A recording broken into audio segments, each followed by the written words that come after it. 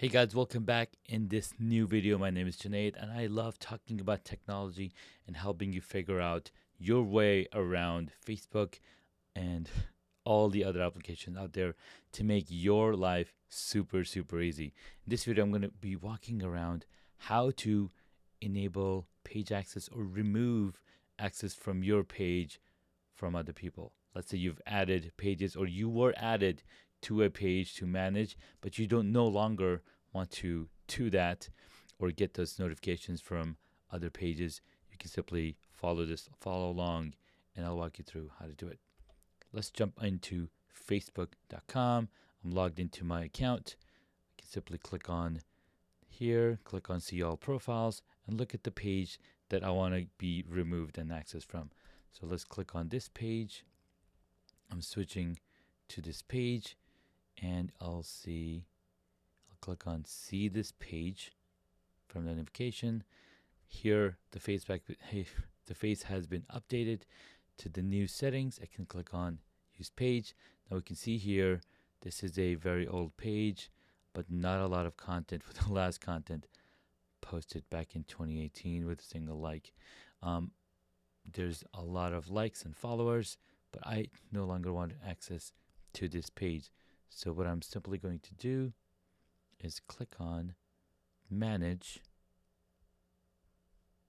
And once I click on manage, I can go down to page access. When I'm at face access page, I can see that myself, my friend, and my brother all have access to this page, but we have no community manager. Now, initially, before this new experience, they didn't have the ability to set up community managers. So this is how it went. So I'm simply going to remove myself from this page and let this page be, and other people can have access to it. I'm going to click on, I can either change access level, or I can demote myself to not be an admin but still have activity. Click on next. I can turn on additional things on here, or I can say, hey, I don't no longer want access to this page, and I can say remove access from my page.